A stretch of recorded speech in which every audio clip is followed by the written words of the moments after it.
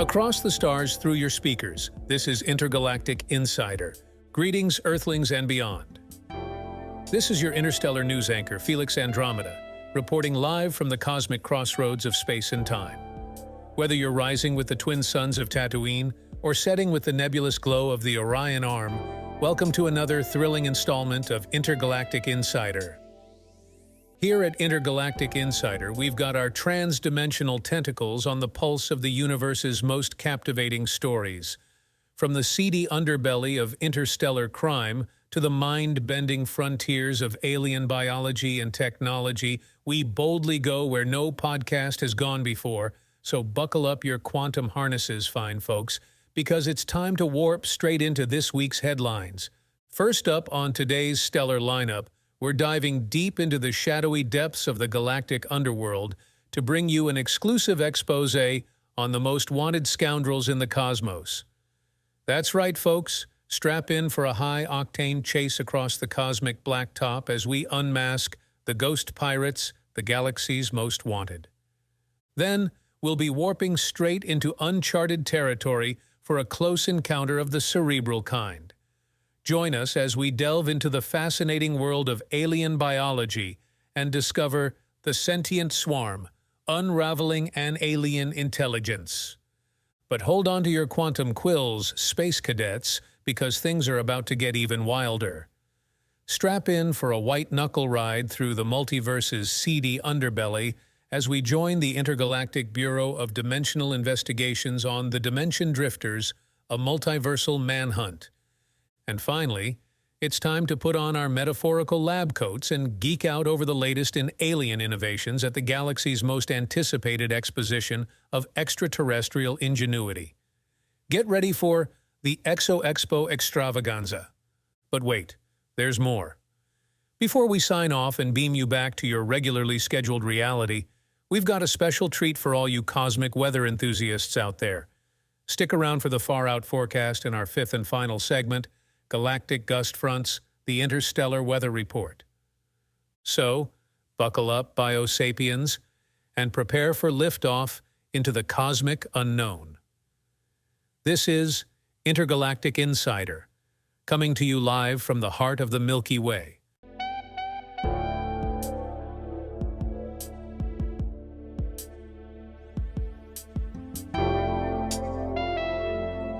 Greetings, intrepid interstellar explorers. Welcome to our first stop on this week's cosmic carousel of current events. Fasten your proverbial seatbelts as we hurtle headlong into the shady underbelly of intergalactic crime and intrigue, where danger lurks behind every celestial corner and nefarious ne'er-do-wells prowl the cosmic corridors. Today's top tale of treachery takes us on a high-stakes chase through the lawless reaches of space, hot on the ion trails of the ghost pirates, the galaxy's most wanted. These elusive outlaws have been plaguing trade lanes and terrorizing transport ships for eons, seemingly vanishing into the cosmic ether without a trace. Their booty bounty boggles the mind. Their list of interstellar infractions is longer than a Wookiee's Padawan braid. To help us unravel the mysterious origins and nefarious motives of these cosmic cutthroats, we're beaming in two esteemed experts on extraterrestrial egregiousness. First up, let me introduce you to Captain Luna Nova, a decorated officer with the Interstellar Federation of Marshals, who's been hot on the ion trails of these cosmic crooks for longer than she cares to remember. Greetings, Felix. It's an honor to be here, and a pleasure to finally shine some light on this scurrilous scourge of the stars. And joining us from the hallowed halls of academia is Professor Eon Rift, renowned xenoanthropologist and resident rogue expert at the Galactic Institute for Interstellar Studies. Greetings, Felix. It's a pleasure to be here. I must say I've been eagerly anticipating this opportunity to share my insights on these enigmatic interlopers. Well, without further ado, let's dive right into the heart of this cosmic conundrum. Captain Nova, as someone who has devoted much of your illustrious career to tracking down these elusive outlaws, can you give us an idea of just how widespread and well-organized this ghost pirate menace really is? Felix, I wish I could downplay the severity of this situation, But the harsh reality is that these ghost pirates have their tentacles in almost every nook and cranny of interstellar commerce. Their network spans countless star systems, and their organization rivals that of any legitimate galactic powerhouse. And what makes them so darn difficult to apprehend?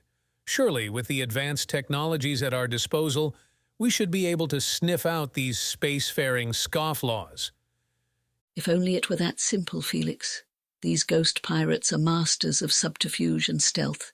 Their vessels employ the most advanced cloaking technologies in existence, which makes them virtually undetectable to our standard sensors.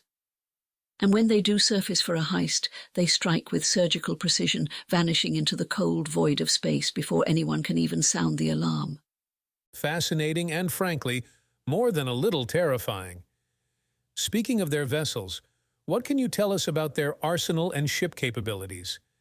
Based on the limited intel we've managed to gather from recovered wreckage and eyewitness accounts, we believe the ghost pirates operate a fleet of highly advanced modular starships. These vessels can seemingly alter their size, shape, and even mass at will, making them as versatile as they are vexing to track down. Sounds like we're up against some serious firepower here, folks. Professor Rift, I'd like to turn to you now. Your groundbreaking research on interstellar outlaw societies has shed light on the motivations and machinations of countless cosmic crooks. In your esteemed opinion, what do these ghost pirates hope to gain from their nefarious exploits? Thank you for the kind words, Felix. Based on my observations of similar extra-legal entities across the cosmos, I would posit that the ghost pirates' primary objective is to amass power and influence through the acquisition of wealth and resources. As Captain Nova alluded to earlier, their operations span a significant portion of charted space. It stands to reason that they have developed a complex network of allies and fences to launder their ill-gotten gains. Interesting. So, in essence, we're not just dealing with a ragtag band of spacefaring scoundrels, but rather an intricate criminal empire, complete with its own shadowy economy? Precisely, Felix. The ghost pirates are but one cog in a much larger interstellar underworld, which is why apprehending them and dismantling their organization has proven so devilishly difficult. It seems we've got our hands full, folks. Speaking of hands-on experiences, Captain Nova, I understand you've actually engaged with these ghost pirates in combat on more than one occasion. Can you walk us through one of these harrowing encounters? Certainly, Felix, but I must warn you, the details may be a bit distressing for some listeners. Don't worry about our audience, Captain. We can handle it. Go on. We're all ears. All right, then. It was a routine patrol along the rimward frontier when suddenly our sensors lit up like a Kessel Run fireworks display. We had picked up an unidentified energy signature on a collision course with a nearby convoy of supply transports. I remember it like it was yesterday. The hairs on the back of my neck stood on end as we realized what we were up against. We engaged our pursuit protocols and set a direct intercept course. Our hearts pounded in sync with the ship's engines, adrenaline coursing through our veins like warp drive fuel. But before we could even utter a distress call, these ghost pirate vessels materialized out of thin space right in front of us. They were like wraiths, emerging from the very fabric of the void itself. I swear for a split second my blood froze in my veins. The next few minutes were a whirlwind of plasma fire and evasive maneuvers. Our ship lurched violently as our agile pilots pulled off moves that defied all known laws of physics. I've never seen piloting like that in all my years with the Federation, nor do I ever care to see it again. The ghost pirates' ships were like ghosts themselves, darting in and out of our line of fire faster than we could track them. Their weapons were as deadly as they were advanced, tearing through our deflector shields like a lightsaber through a nebula fog. I'll never forget the look on my crew's faces, a mix of terror and determination etched into their ashen features. We knew the stakes were high, but we refused to back down. We had sworn an oath to protect the innocent, and by the cosmos we would uphold it or die trying. Our communications array was fried early in the skirmish, leaving us isolated and alone against this relentless foe. It felt like we were the last line of defense for the entire galaxy, and I'll be damned if I let those scurvy space scoundrels pass. We managed to disable one of their smaller scout ships, but the rest of the fleet vanished into warp drive before we could so much as hail them. It was like they were never there in the first place. The whole encounter left me shaken to my very core. Wow. I can only imagine, Captain. That must have been an absolutely terrifying experience. Our hearts here at Intergalactic Insider go out to you and all the brave souls who've had the misfortune of crossing paths with these cosmic cutthroats. Now, before we wrap things up, I understand we have a special treat for our listeners. Our intrepid intern, CJ47, has managed to procure an encrypted message purportedly from the elusive ghost pirate leader himself. CJ, are you patched in? All right, CJ, let's hear it. Greetings, denizens of the so-called civilized galaxy. This is Captain Crimson, feared leader of the Ghost Pirates. For too long, we have watched from the shadows as your oppressive interstellar regimes have trampled on the freedoms and livelihoods of countless beings across the cosmos. We, the Ghost Pirates, have had enough. Enough of your tyranny, your endless wars, and your disregard for the sanctity of life in all its myriad forms. We are not the monsters you paint us to be. We are merely a symptom of a diseased galactic order that values profit over compassion and conquest over cooperation. Our message is simple: tear down your oppressive regimes, dismantle your war machines, and embrace the ideals of peace, unity, and understanding. Only then will the cosmos know true harmony. Until that day comes, we will continue to strike fear into the hearts of the corrupt and powerful, to serve as a constant reminder that no one is above the law, except, of course, for us. This is Captain Crimson signing off. Remember, the Ghost Pirates are always watching, and to all you insignificant life forms out there, good luck and fair sailing, or whatever your species equivalent of that saying might be. Wow. I don't know about you, listeners, but that gave me goosebumps, or the extraterrestrial equivalent thereof. CJ47, excellent work in procuring this chilling message. Our thoughts are with all those who have been affected by these dastardly deeds of piracy and plunder. Amen to that. We'll take a quick break now, brought to you by Hyperdrive Hover Insurance, because when you're out running space pirates, you want the best coverage in the cosmos. Don't leave the atmosphere without it. Don't let a run-in with a rogue asteroid or an overzealous space pirate leave you stranded in the cold void of space. Protect your precious starship and your peace of mind with Hyperdrive Hover Insurance, the galaxy's most trusted name in interstellar insurance.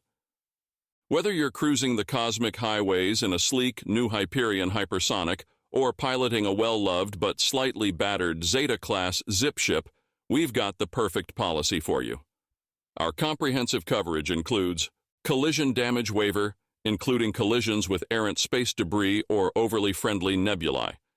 Full replacement value for stolen or hijacked starships, no questions asked. Unlimited towing and emergency roadside assistance, even in the farthest reaches of uncharted space. And we're back with Intergalactic Insider, your one-stop shop for all things interstellar and intriguing. We hope our break didn't put you into a lightspeed lullaby, because we've got more edge-of-your-warp cushion excitement coming right up. Greetings, cosmic connoisseurs. Welcome back to Intergalactic Insider, your one-stop shop for all things interstellar and intriguing. I'm your intrepid host, Felix Andromeda, and buckle up tightly, because we're about to embark on a journey to the farthest reaches of the known, and possibly unknown, universe. Today, we delve into the realms of extraterrestrial biology and astrobiology as we unravel the mysteries surrounding one of the most baffling discoveries to grace the annals of xenobiology in recent galactic history. Joining us on this fascinating foray are two esteemed experts in their respective fields. First, from the prestigious Celestial Biological Institute on Proxima B2b, please welcome the renowned xenobiologist and all-around extraterrestrial enthusiast, Dr. Aurora Stardust. Greetings, Felix. It's an honor to be here, discussing my favorite topic in the entire cosmos. And joining us from aboard the interstellar research vessel Artemis, currently orbiting the enigmatic exoplanet Kepler-62f, we're privileged to have with us the esteemed astrobiologist and deep space daredevil, Dr. Milo Galactic. Hi there, Felix. It's a pleasure to be on your show, although I must admit, the reception out here is as spotty as a Rigelian space porcupine. Fascinating comparisons aside, Dr. Stardust and Galactic, thank you both for taking time out of your busy interstellar schedules to join us today. We have a lot of ground, or should I say stardust, to cover, so let's warp straight into our first topic of discussion. Ladies and gentlemen, meet the enigmatic species known as the Sentient Swarm. Discovered just months ago by a deep space exploration probe, these intriguing interstellar insectoids have sent shockwaves throughout the scientific community with their seemingly coordinated, complex behavior. Dr. Stardust, as a leading authority on alien life forms, can you enlighten our listeners about the Sentient Swarm's most distinguishing physical characteristics and how they compare to similar species we've encountered in the past? Of course, Felix. The Sentient Swarm is quite a unique find, even by galactic standards. They resemble a cross between Terran ants and the now extinct Zeta Reticulans space bees, with a dash of the colonial organization, seen in the infamous Borg collective from the Delta Quadrant, thrown in for good measure.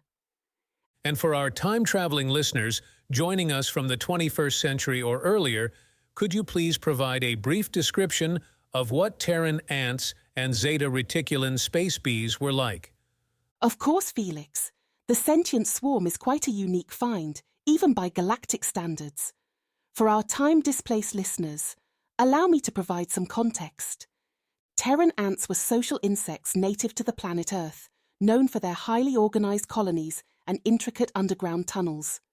They ranged in size from 1 millimeter to a whopping 3 centimeters and came in a variety of colors, including red, black, and even translucent. As for the Zeta Reticulan space bees, they were a fascinating extraterrestrial species discovered by our intrepid interstellar explorers in the 23rd century.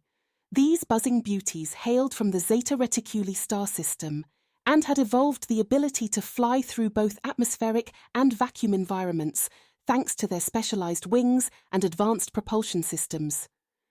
Sadly, the space bees became extinct in the late 24th century due to an unfortunate interstellar incident involving a rogue comet and an ill-timed galactic traffic jam. But I digress. Now back to our current subjects of interest, the Sentient Swarm. Each individual member of the swarm, or swarmer, as we've affectionately dubbed them, is a minuscule, multi-limbed marvel, measuring no more than 3 millimeters in length. However, it's when these diminutive drones come together that the real magic, or should I say, hive mind, kicks into high gear. By synchronizing their collective neural impulses through a complex system of pheromonal signals and subsonic vibrations, the swarmers are able to form larger, semi-sentient structures that exhibit a stunning degree of adaptability and problem-solving prowess. Fascinating stuff, Dr. Stardust. Now let's pick the brain of our other esteemed guest on this buzzworthy topic. Pun intended. Dr. Galactic, as an astrobiologist who's spent countless light years studying life forms in some of the most inhospitable corners of the cosmos, what sets the Sentient Swarm apart from other known examples of communal or hive-minded species?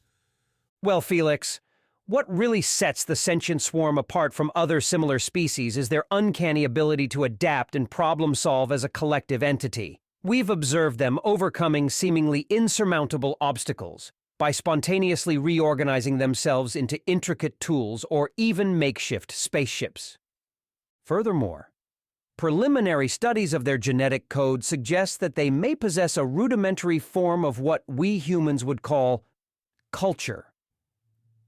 They appear to pass down generational knowledge and even exhibit signs of artistic expression through the complex patterns they weave into their subterranean nests. Dr. Stardust, What do you make of these findings? Could it be that we're witnessing the beginnings of a truly alien civilization, right before our very ocular receptors? Absolutely mind-boggling, Felix. If Dr. Galactic's team's findings hold up to closer scrutiny, this could very well be the first definitive evidence of a non-terror. It appears we've lost our connection with Dr. Aurora Stardust and Dr. Milo Galactic, folks. Apologies for the abrupt interruption, but it seems that even in the far reaches of the cosmos, we can't escape the perils of finicky interstellar communication technology. However, fear not, dear listeners. We'll do our best to re-establish contact with Dr. Stardust and pick up where we left off in a future episode of Intergalactic Insider. In the meantime, let's take a quick break to recalibrate our transmitters and refuel our warp cores before we dive back into more edge-of-your-warp cushion excitement. Greetings once again, intrepid interstellar explorers. I'm your ever-persistent host, Felix Andromeda, and welcome back to Intergalactic Insider, the podcast that refuses to let pesky technical glitches dampen our cosmic curiosity. Before we continue with today's mind-bending broadcast, I must extend my sincerest apologies for the unforeseen interstellar interference that cut short our captivating conversation on the Sentient Swarm in the previous segment. Rest assured, dear listeners, that our team of highly skilled cyber engineers is hard at work repairing our warped communication array as we speak. But fear not, spacefaring friends. We've got an action-packed second half of the show lined up for you, jam-packed with enough intergalactic intrigue to make even the most stoic Vulcan raise a cautious eyebrow. So, without further ado, buckle up for a wild ride through the wormholes of crime and punishment as we dive headfirst into our next hair-raising segment, The Dimension Drifters, a multiversal manhunt, a nefarious band of interdimensional ne'er-do-wells who have been wreaking havoc across countless realities and timelines. Joining us in the holosphere today are two of the most seasoned dimension-hopping detectives in the game, each with their own unique perspective on these quantum con artists. First up, we've got Special Agent Lieutenant Colonel Dr. Zara Nova Blaze, a decorated veteran of the Intergalactic Bureau of Dimensional Investigations, or IBDI for short. She's been hot on the trails of these interdimensional outlaws for longer than most sentient species have had opposable thumbs.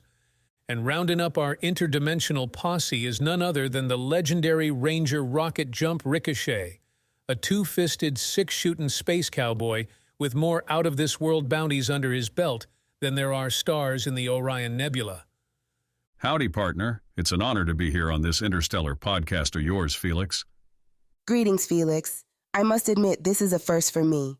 Normally, I'm the one asking the questions during an IBDI interrogation. Well, buckle up, folks, because we're about to embark on a wild ride through the warped and wondrous world of interdimensional crime fighting. But first, let's start with the basics. Special Agent Nova Blaze, can you give our listeners a brief overview of the Intergalactic Bureau of Dimensional Investigations and its role in apprehending interdimensional fugitives like the Dimension Drifters? Of course, Felix. The IBDI is a pan-universal law enforcement agency tasked with maintaining order and stability across all known dimensions and parallel timelines. Our top priority is to track down and apprehend individuals or organizations that pose a threat to the delicate fabric of interdimensional relations, such as the notorious Dimension Drifters. Fascinating stuff. And Ranger Ricochet, what exactly does an interdimensional bounty hunter do? And how did you get involved in this line of work? Well, partner, I'm glad you asked. An interdimensional bounty hunter like myself specializes in tracking down the most wanted critters across all manner of dimensions and parallel realities. As for how I got started in this line of work, well, let's just say I've had my fair share of run-ins with the law myself, and after a close brush with an antimatter lasso, I decided to switch sides and use my unique set of skills to bring in the bad ones, if you catch my drift. A truly captivating career change, Ranger. Now, Special Agent Nova Blaze, what can you tell us about the Dimension Drifters themselves? How did this nefarious group come to be, and what exactly are they after? That's a question that has been keeping our best dimensional detectives up at night, Felix. The origins of the Dimension Drifters remain shrouded in mystery, but we do know that their criminal spree began approximately 237 Earth years ago, when they were first spotted raiding a top-secret interdimensional research facility on the outskirts of the Andromeda Galaxy. Since then, they've been popping up all over the multiverse, leaving a trail of stolen technology and chaos in their wake. As for what they're after, well, that's the trillion-credit question. Some believe they're seeking to amass enough interdimensional firepower to control the entirety of existence as we know it. Others suspect they're just a bunch of dimensionally displaced thrill-seekers, high on the adrenaline rush of jumping from one reality to another, sowing discord in their wake. A race of interdimensional Robin Hoods, or more like intergalactic ISIS. Either way, not a group I'd want to cross paths with on a routine cosmic cruise. Speaking of close encounters, Ranger Ricochet, we understand you've had your fair share of run-ins with these dimensional desperados. Care to regale us with one of your most hair-raising interdimensional escapades? Well, partner, if you got the time and a couple extra dimensions to spare, I've got a doozy of a yarn to spin for you. Picture this, podcast pals. It was the year 3021 in the parallel reality of New Texas Prime, a dusty, tumbleweed-ridden frontier planet where the six-shooters were faster than the hyperdrive-powered draw, and the stakes couldn't have been higher, or more interdimensional if you catch my drift. I was hot on the ion trails of a notorious dimension drifter going by the alias Doc Digitalis, a cybernetic snake oil salesman with a penchant for peddling shady interdimensional wares to any low-down double-crossing space varmint that crossed his path. Excuse me, Ranger. While I appreciate the colorful colloquialisms, we are on a tight schedule here. Perhaps you could fast forward to the part where you actually apprehended the fugitive in question?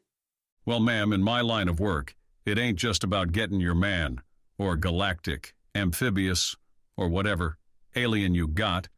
It's also about the journey through the wormholes of the multiverse to get there. Fair point, Ranger. Go on with your cosmic cowboy caper. Where was I? Oh, right. So there I am, strolling down the main space trail of New Texas Prime, keeping my third eye peeled for any signs of old Doc Digitalis and his dimension-hopping posse. And wouldn't you know it, just as I was about to mosey on over to the local Interstellar saloon for a cold glass of pan-galactic gargle blaster, I spotted a suspicious-looking group of cosmic cowpokes saddling up their anti-matter-powered space steeds in an alleyway darker than a black hole on a moonless night. I knew in my gut-wrenching, artificially enhanced bionic stomach that I had 'em dead to rights, or at least as dead as you can get in a reality where respawn points are as plentiful as hydrogen atoms. So, Ranger, what did you do next? Did you draw your trusty six-shooters and demand they come peacefully, or did you opt for a more unconventional approach? Well, partner, as my dear old intergalactic grandpappy used to say, when in doubt, always go with the most convoluted and over-the-top plan of action, no matter how many interdimensional paradoxes it might create.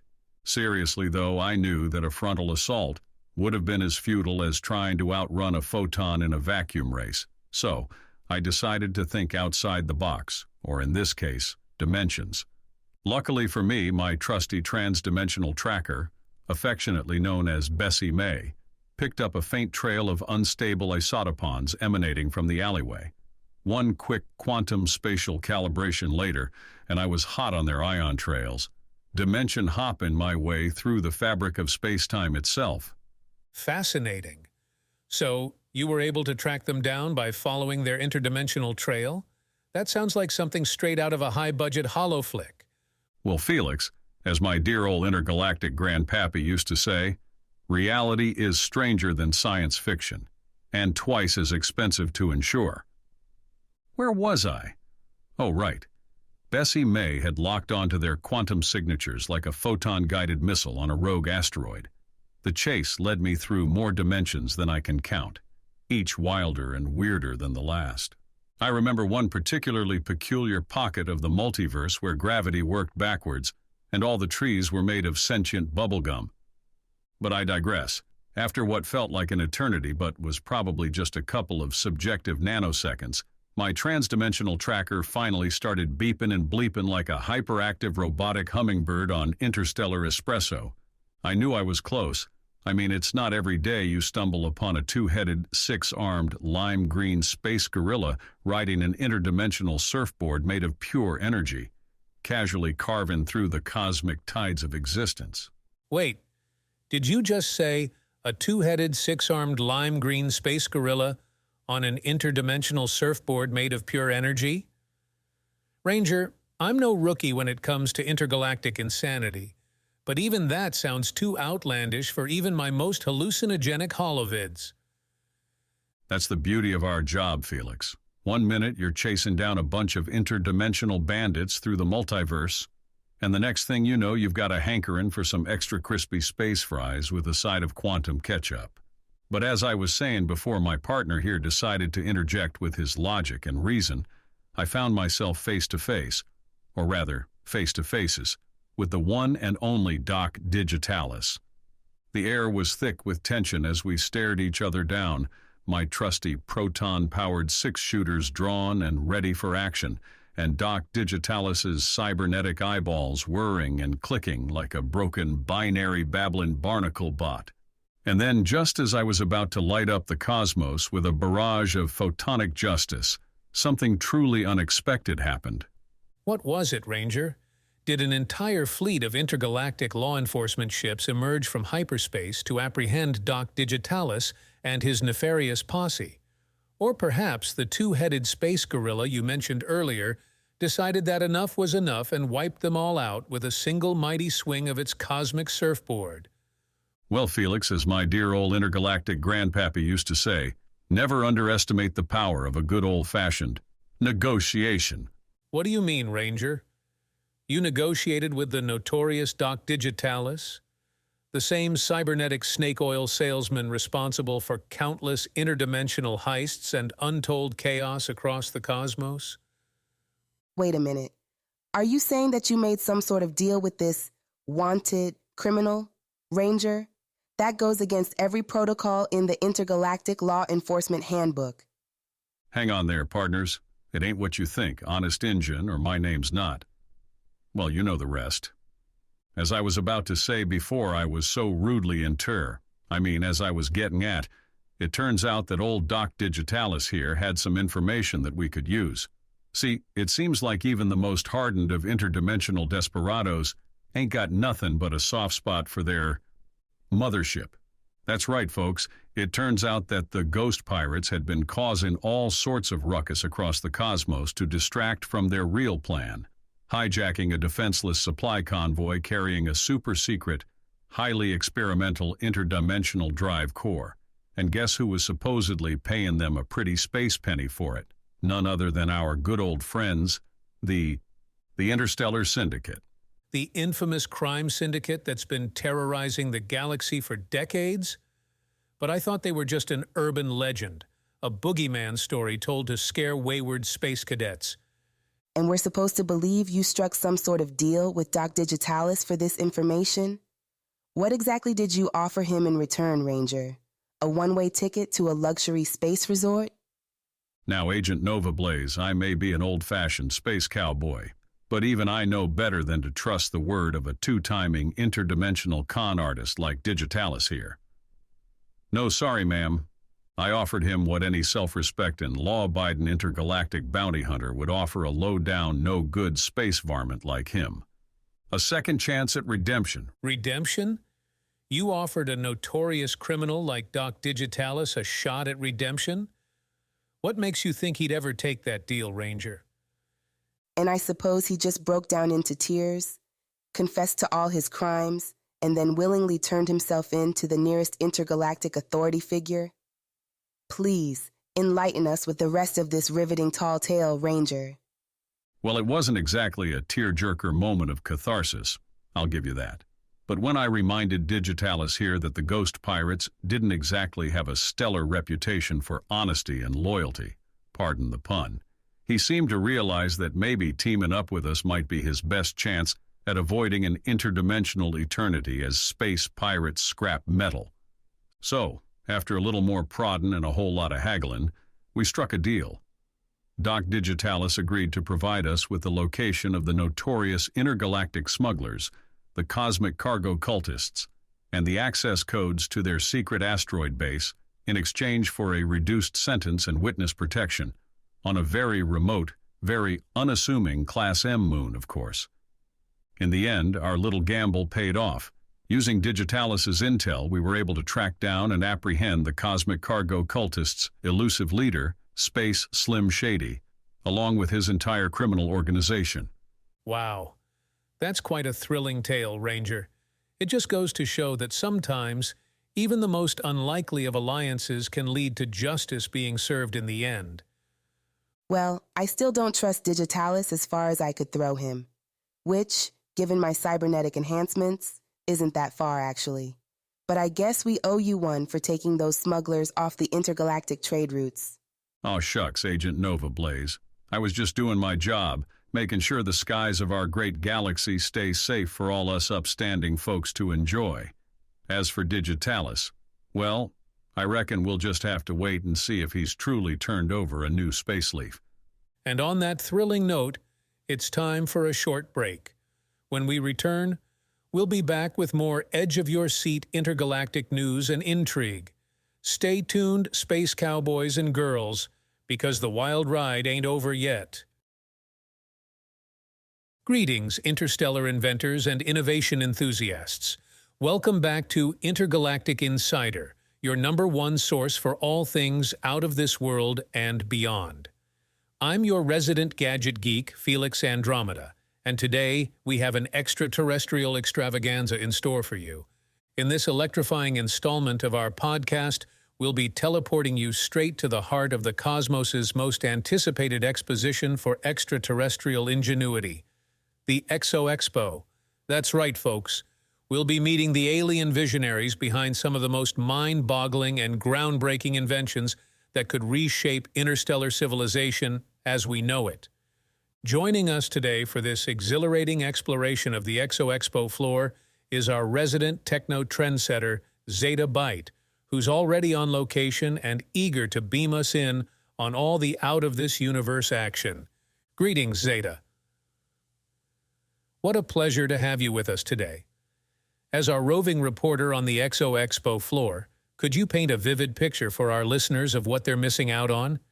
Greetings, Felix, and greetings to all the intrepid inventors and interstellar tinkerers tuning in from across the cosmos. I'm Zeta Byte, your resident reporter for all things technical, technological, and just plain trippy. Picture this, dear listeners.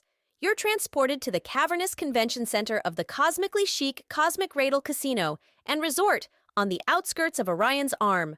Around you, a dazzling display of alien ingenuity and extraterrestrial engineering unfolds like a cosmic kaleidoscope of cutting-edge contraptions. Your senses are overwhelmed by the sights, sounds, and even smells, some more pleasant than others, of the latest and greatest in alien innovation. From the most diminutive of nano-gadgets to the grandest of galactic gizmos, the ExoExpo has something for every interstellar inventor's fancy. Wow, Zeta.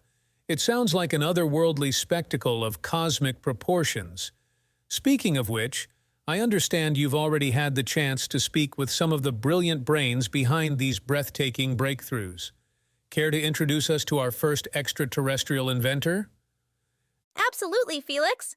Allow me to introduce you and our listeners to the brilliant brain bulb behind one of the most buzzworthy breakthroughs here at ExoExpo. Please give a warm interstellar welcome to Dr. Nucleus Nebulae, inventor of the Atom Smasher 5000. Greetings, Dr. Nebulae. It's an honor to have you with us on Intergalactic Insider. Tell us, what inspired you to create the Atom Smasher 5000, and what exactly does it do? Greetings, Felix, Zeta, and all the curious cosmonauts tuning in. As a quantum physicist, I've always been fascinated by the fundamental building blocks of existence: atoms, protons, neutrons, quarks, you name it. However, traditional methods of studying these subatomic particles often relied on colossal and costly particle accelerators, such as the Large Hadron Collider on Earth. My eureka moment struck me like a proton beam when I was tinkering with my personal interdimensional wormhole generator in my garage laboratory. What if, I thought to myself, we could harness the same principles that govern interdimensional travel and apply them to subatomic particle acceleration? And thus, the Atom Smasher 5000 was born. This groundbreaking device utilizes cutting-edge quantum tunneling and interdimensional folding technology to create a highly concentrated subatomic collider, all within the palm of your hand. Incredible, Dr. Nebulae. Zeta, can you give us a quick demonstration of how this amazing invention works? Of course, Felix. Dr. Nebulae, could you please provide me with 2 harmless subatomic particles for this demonstration? With pleasure, Zeta. Here are 2 perfectly safe and stable quarks, a charm quark and a strange quark. Simply insert them into the designated portals on either side of the Atom Smasher spherical chamber, and then activate the device by pressing the glowing green button labeled Annihilate. Ladies and gentlemen, prepare yourselves for a subatomic showdown of epic proportions.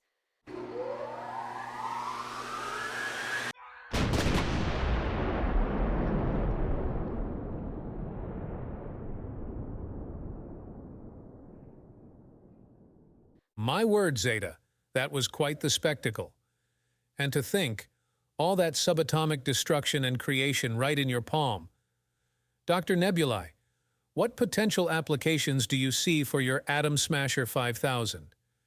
Thank you for asking, Felix. The potential applications for the Atom Smasher 5000 are practically limitless. Just imagine the implications for fields such as material science, medicine, and even energy production.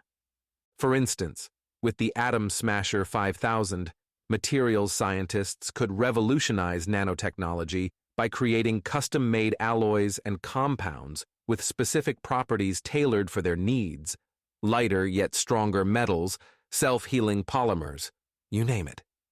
In the realm of medicine, the Atom Smasher 5000 could usher in a new era of personalized, subatomic-level healthcare.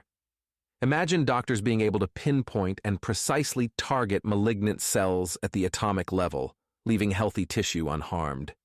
And in terms of energy production, the Atom Smasher 5000 could potentially unlock the limitless power of fusion energy, the same process that powers our sun.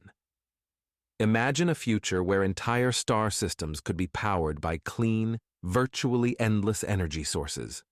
Dr. Nebulae, your invention's potential to shape the future of our galaxy is simply staggering. We can't thank you enough for joining us on Intergalactic Insider and sharing your groundbreaking work with our listeners. Absolutely, Dr. Nebulae. And on behalf of all the budding inventors out there, including myself, I can't wait to get my tentacles on an Atom Smasher 5000 and see what kind of subatomic shenanigans I can cook up.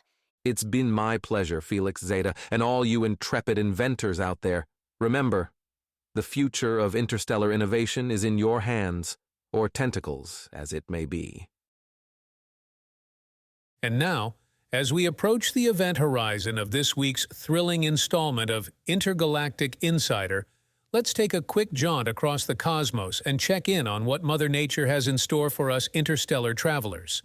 First up, we're headed to the lush, jungle-covered world of Verdurus Prime.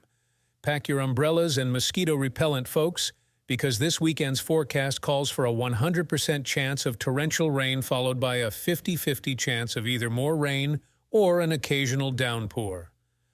Moving on to the arid desert world of Iridius 6, if you thought it couldn't get any hotter than last week's record-breaking Sun's Revenge heat wave, well, you're right, it can't, but that won't stop old Sol from trying. Brace yourselves for another scorcher of a day with highs reaching a toasty 1,000 Kelvin and a 0% chance of shade. But don't despair, desert dwellers. Our long-range galactic models indicate that relief might be on the way in the form of a rare cosmic dust storm front. So, if you're looking for some much-needed shade, just hold out until next week when visibility is expected to plummet to 0 and everyone will be equally as miserable. And finally, our Interstellar Weather Probe has picked up some truly bizarre atmospheric fluctuations emanating from the uncharted region of the Whimsy Warp Nebula. According to our top extraterrestrial meteorologists, this could be a once-in-a-parsec cosmic phenomenon they've affectionately dubbed the raining cats and dogs nebulonimbus front. That's right, folks. If you happen to be in the vicinity of the Whimsy Warp Nebula this weekend, keep an eye on the skies for precipitation and downpours of adorable alien fauna. Just make sure to pack your umbrella astronauts and space galoshes, as we're expecting floods of cuteness and tail-waggingly high levels of whimsy. And with that, my intrepid interstellar explorers, we've reached the wormhole's end of another thrilling episode of Intergalactic Insider. Join us next week as we continue our journey through the cosmos, uncovering the universe's wildest secrets and boldly going where no podcast has gone before.